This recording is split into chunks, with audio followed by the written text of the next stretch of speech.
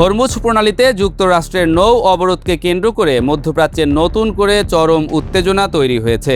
অবরোধ তুলে না দিলে যুক্তরাষ্ট্রকে এবার সরাসরি পাল্টা প্রতিক্রিয়ার হুঁশিয়ারি দিয়েছে ইরানের সশস্ত্র বাহিনী। একই সঙ্গে যুক্তরাষ্ট্র ও ইসরায়েলের অবস্থান নিয়েও চলমান সংঘাত আরও জটিল আকার ধারণ করছে। কেউই যেন কাউকে ছাড় দিতে নারাজ। ইরানের সেনাবাহিনীর কমান্ড সেন্টার থেকে প্রকাশিত এক বিবৃতিতে বলা হয়েছে, যুক্তরাষ্ট্র যদি অঞ্চলে অবরোধ, লুটপাট এবং সামুদ্রিক দস্যুতা অব্যাহত রাখে তাহলে ইরানের সশস্ত্র বাহিনী উপযুক্ত জবাব দেবে। এই বিবৃতিটি রাষ্ট্রীয় সংবাদ মাধ্যমে প্রকাশ করা হয়, বিশেষ করে ইসলামী বিপ্লবী গার্ড বাহিনীর সংবাদ সংস্থা তাসনিম নিউজ এজেন্সির মাধ্যমে। উল্লেখ্য, 13 এপ্রিল থেকে যুক্তরাষ্ট্র ইরানি বন্দরে যাতায়াতকারী সামুদ্রিক চলাচলে অবরোধ আরোপ করার পর একাধিক জাহাজ আটকের ঘটনা ঘটেছে। এরপর থেকেই দুই দেশের মধ্যে উত্তেজনা ক্রমাগত বেড়ে চলেছে। এদিকে যুদ্ধ থামানো নিয়ে যুক্তরাষ্ট্রের অবস্থান ঘিরেও নতুন আলোচনা শুরু হয়েছে। মার্কিন প্রেসিডেন্ট ডোনাল্ড ট্রাম্প সম্প্রতি রয়টার্সকে বলেন, ইরান একটি প্রস্তাব দিচ্ছে, তবে এর বিস্তারিত এখনও স্পষ্ট নয়।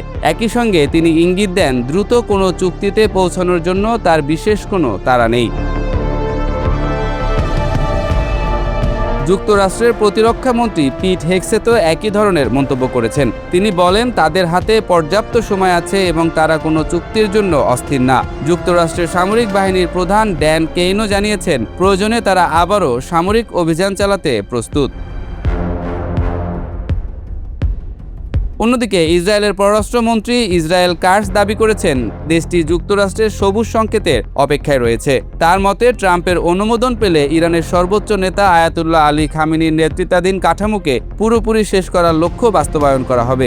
এই ধরনের বক্তব্য পরিস্থিতিকে আরও উত্তপ্ত করে তুলেছে। ইরানের ভেতরেও এই অবরোধ ও সংকটের প্রভাব স্পষ্ট হয়ে উঠছে। দেশটির প্রেসিডেন্ট মাসুদ পেজেশকিয়ান জনগণকে বিদ্যুৎ ব্যবহারে সংযম দেখানোর আহ্বান জানিয়েছেন। তিনি বলেন, শত্রুরা দেশের অবকাঠামো ক্ষতিগ্রস্ত করছে এবং চাপ সৃষ্টি করছে যাতে জনগণের মধ্যে অসন্তোষ তৈরি হয়। পেজেশকিয়ান আরও বলেন, বাসায় 10টি বাতির পরিবর্তে 2টি জ্বালালে সমস্যা কোথায়? একই সঙ্গে তিনি জনগণকে জাতীয় সংকটে সহযোগিতার আহ্বান জানান। ইরানের রাষ্ট্রীয় বিদ্যুৎ সংস্থা তাভানির প্রধানও নাগরিকদের বিদ্যুৎ ব্যবহার নিয়ন্ত্রণে রাখার অনুরোধ জানিয়েছেন। পাশাপাশি অবৈধভাবে বিদ্যুৎ ব্যবহারকারীদের তথ্য জানাতেও জনগণকে উৎসাহিত করা হয়েছে।